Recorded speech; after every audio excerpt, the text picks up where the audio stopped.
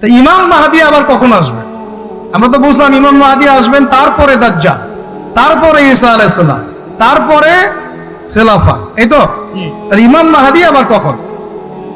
আমাদের বুয়েটের মাহদী বের হয়, পাঞ্জাব থেকে মাহদী বের হয়, হ্যাঁ, বাংলাদেশের ওই কোনায় মাহদী বের হয়, সৌদি আরব থেকে ওই কোনা থেকে মাহদী বের হয়, হয় না?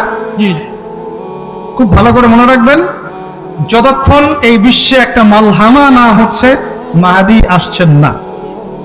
কথা ক্লিয়ার? এই বিশ্বে যতক্ষণ একটা মালহামা না হচ্ছে মাহদী আসছেন না। তিনি আসবেন ফাতিমা রাদিয়াল্লাহু আনহার বংশ থেকে। কার বংশ? তার আসল নাম মুহাম্মদ। কি নাম? তার নাক উঁচু, নাক একদম উঁচু, খাড়া, কপাল চওড়া, চেহারার গড়নটা আমাদের নবী সাল্লাল্লাহু আলাইহি ওয়াসাল্লামের। তার বাবার নাম হবে আব্দুল্লাহ, তার মায়ের নাম হবে আমিনা। তিনি দায়িত্ব নিতে চাইবেন না, তিনি দায়িত্ব নিতে চাইবেন না।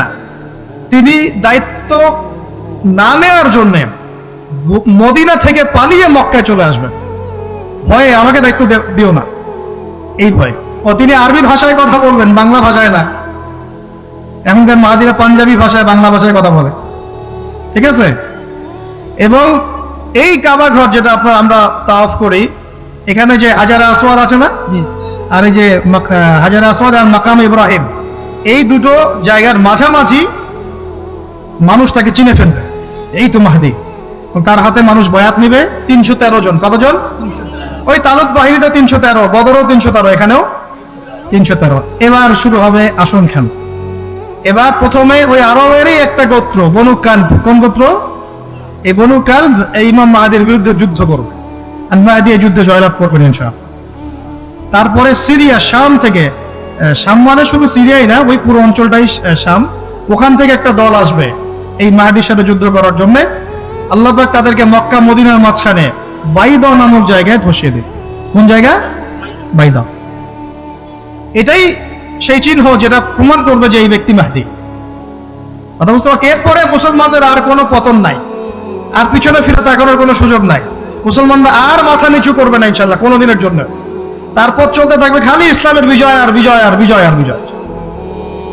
আল্লাহু আকবার। এভাবে চলবে। তবে মাহদী কখন আসবেন? আগে মালহামা, তারপর মাহদী। মালহামা কি তাহলে? এটা হচ্ছে একটা বিশাল যুদ্ধ। এটা কি? কেমন যুদ্ধ? নবীজি বলেছেন, এই রোমকরা, ইউরোপিয়ানরা তোমাদের সাথে অচিরেই চুক্তি ভঙ্গ করবে এবং 80টা পতাকা নিয়ে তোমাদের বিরুদ্ধে ওরা যুদ্ধ করবে। এই মালহামাটা হবে ইরাকের ফোরাত নদীর নিচেই হোক আর পাশেই হোক, আল্লাহ ভালো জানেন, ওখানে সোনার পাহাড়কে কেন্দ্র করে। কি কেন্দ্র করে? এই সোনা মানে সত্যিকারের সোনাও হতে পারে, অথবা তেলও হতে পারে, আল্লাহ ভালো জানেন। তেল তো এখন সোনার জায়গা দখল করেছে, করে নাই? এই বিশ্বে তো সোনা চলে না, কি চলে? তেল। তো এটাকে কেন্দ্র করে যুদ্ধ হবে। নবীজি বলেছেন ওই যুদ্ধে এত ভয়াবহ হবে যে 100 জন যোদ্ধার মধ্যে 99 জনই মারা যাবে না। একটু মাথা খাটান যে এমন কোন যুদ্ধ কি হয়েছে পৃথিবীতে যেটাতে 100 জনের মধ্যে 99% মারা গেছে? তার মানে এটা হয়নি এখনো।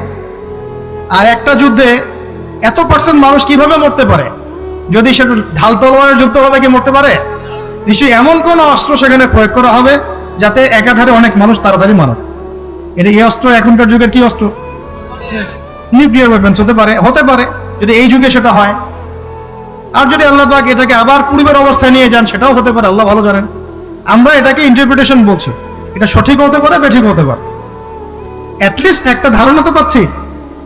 তারপর এই ইউফ্রেটিস নদীর এই সোনার পাহাড়কে কেন্দ্র করে এটা ঘটনা ঘটে। আল্লাহ নবী আরো বলেছেন সাল্লাল্লাহু আলাইহি ওয়াসাল্লাম, মুসলমানরা, আমাদের কথা বলছি, মুসলমানরা তোমরা যেন সেখানে হাতও না বাড়াও।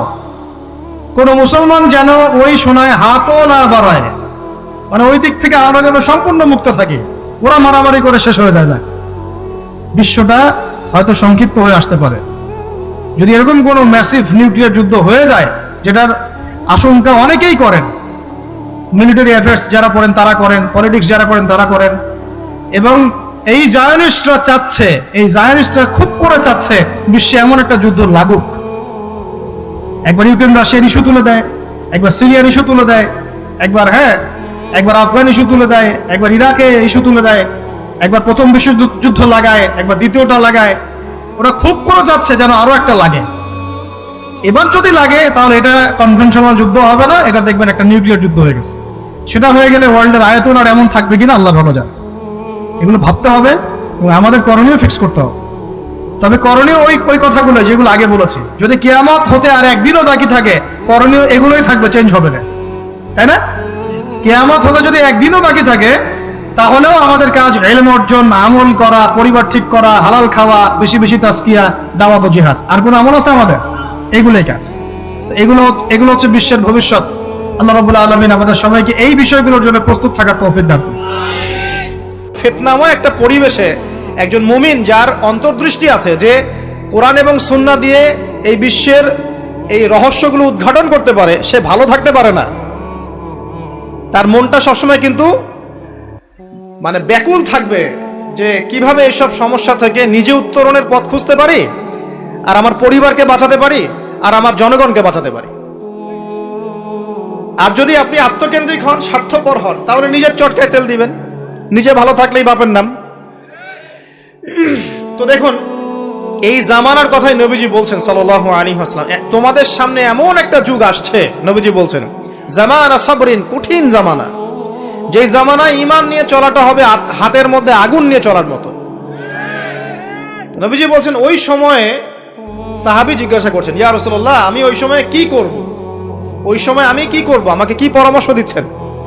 নবী সাল্লাল্লাহু আলাইহি ওয়াসাল্লাম বলছেন, হে আমর ইবনে আস, তুমি ওই সময় বাড়িতে অবস্থান করো, বাসায় থাকো, বিনা প্রয়োজনে বাড়ির বাইরে এসো না। ওই সময় তুমি নিজের পাপের জন্য আল্লাহর কাছে ক্রন্দন করতে থাকো, বিনা প্রয়োজনে বাড়ির থেকে বের হয়েও না। আর মানুষের সাথে এত বেশি মেলামেশা করো না। নিজে তোমার আমল, তোমার গুনাহ নিয়ে ব্যস্ত থাকো, তোমার পাপের জন্য আল্লাহর কাছে কান্নাকাটি করো, ইনশাআল্লাহ তুমি নাজাত পেয়ে যাবে। এটা একটা অপশন, মানে ফিতনাময় পরিবেশে আপনি কিভাবে বাঁচবেন, এটা একটা অপশন। আরেকটা হাদিসে গিয়ে নবী সাল্লাল্লাহু আলাইহি ওয়াসাল্লাম বলছেন যে যখন এমন ফিতনাময় পরিবেশ আসবে, তখন যদি তোমরা এই আমর বিল মারুফ নাহি আনিল মুনকার, সৎ কাজের আদেশ, অসৎ কাজের নিষেধ, আমার সুন্নতের উপর অটল থাকতে পারো, তাহলে তোমরা 50 জন শহীদের নেকি পাবে। সাহাবায়ে কেরাম বলছেন, ইয়া রাসূলুল্লাহ, আমিনহুম আও মিন্না, তাদের মধ্যে 50 জন নাকি আমাদের মধ্যে 50 জন শহীদ? নবী করিম সাল্লাল্লাহু আলাইহি ওয়াসাল্লাম বলছেন, বাল মিনকুম, বরং তোমাদের মধ্যে 50 জন শহীদ। এটা অপশন নাম্বার 2। এক কি বললাম, আপনি নিজেকে নিয়ে ব্যস্ত থাকেন, বাসায় থাকেন, বিনা প্রয়োজনে বাড়ি থেকে বের হবেন না, মানুষের সাথে কম মেলামেশা করেন এবং নিজের পাপের জন্য আল্লাহর কাছে কান্নাকাটি করেন, নিজের আমল নামা নিয়ে ব্যস্ত থাকেন, ইনশাআল্লাহ নাজাত পাবেন।